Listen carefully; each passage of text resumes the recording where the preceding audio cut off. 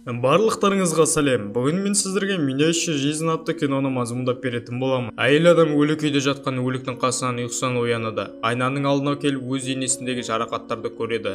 Сол уақытта қасында жатқан өлікті ваннаға апарып аяқ-қолын кесіп бөлшектей бастайды. Қалған денелерін сыртқа шығарып өртеп жібереді. Күлдерін үйдің жанындағы жертөлеге әкеліп төге салады.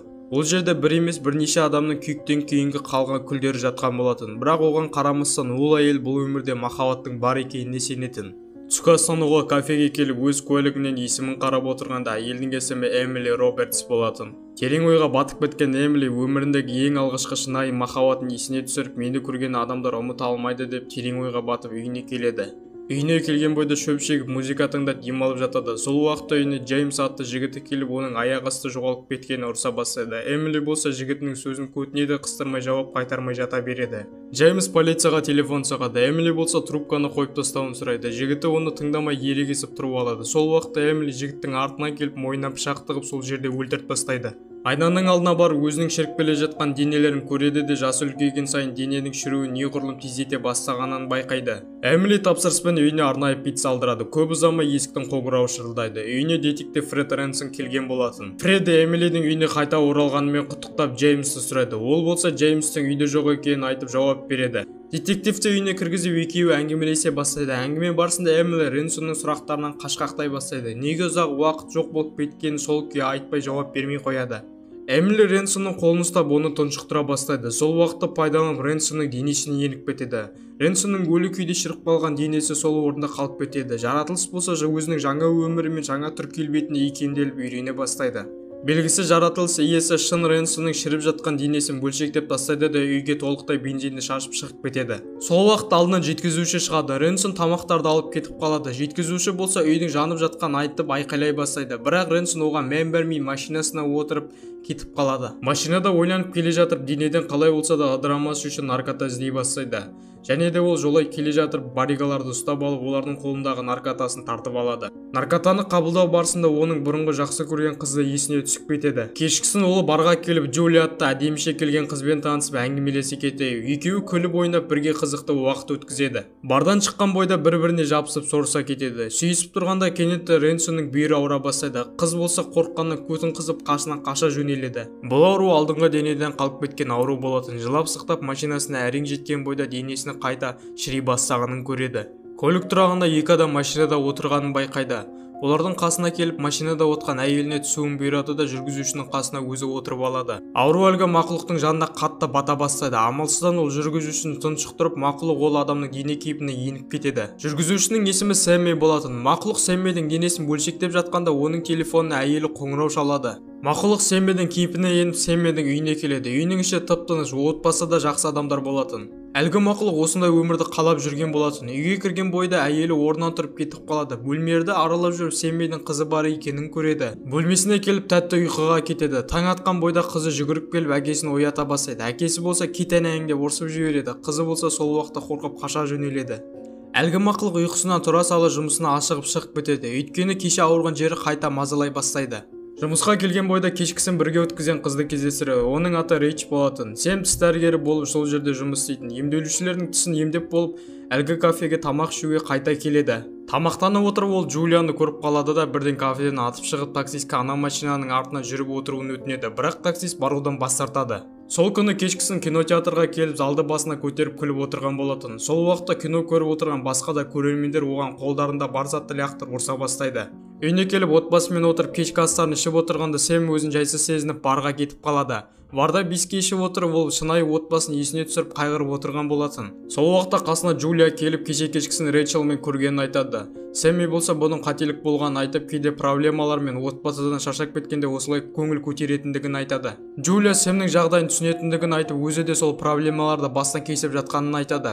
Джулия әңгіме барысында өзінің күйеуі мен баласы туралы айта бастайды. Балалары 3 жасында қайтыс болып кеткендігін айтып, баласының өлімі күйеуі екеуіне ауыр тигендігін айтады. Бірде күйеуі Ричард барлығын ұмыту мақсатында романтикалық кешкі асқа шақырып, кешкі астан кейін Ричард біржолата кетіп қалады.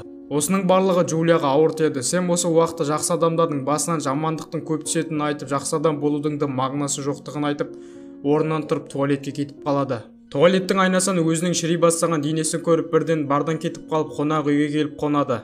Түннің ортасында оянып кетіп одан сайын шіри бастаған денесін көріп Рэйчелға телефон соғады да әйелінің үйден қуып жібергенін айтып Рэйчелді қонақ үйге шақырады. Ойында ешқандай арам ой жоқ, бейшара қыз бірден келісіп кетеді. Рэйчел бөлмеге кіргенде төсекте жатқан Сэмді көріп қасына жақындай бергенде Сэмнің ішіндегі әлгі мақұлық Рэйчелді өлтіріп өз денесін ауыстырады. Мақұлық Рэйчелдің денесі арқылы антибиотик қабылдайтын қабілетке ие болады. Антибиотик дененің шіру деңгейін азайтатын. Таң ата мақұлық шіріген денелерді құтылу мақсатында денені өтіп күлдерін көміп жатқанда бұл болып жатқан әрекеттің барлығын Колин атты әйел көріп тұрған болатын. Әйел әлгі мақұлықтан кім екенін сұрап артынан қуалай бастайды, бірақ мақұлық оған мән бермей машинаға отырып кетіп қалады. Клиникаға келіп сөреде тұрған барлық антибиотиктерді сөмкесіне салып алып шығып кетеді. Рэйчел үйіне кіргенде жігіті Томмидің жоқтығын пайдаланып барға кетіп қалады. Барда ол Джулияны кездестіріп екеуі әңгімелесе бастайды. Әңгіме барысында Джулия бұл жерге көп келетіндігін айтады. Өйткені тыныштықта кітап жаза алмай осы жерден шабыт іздейтін.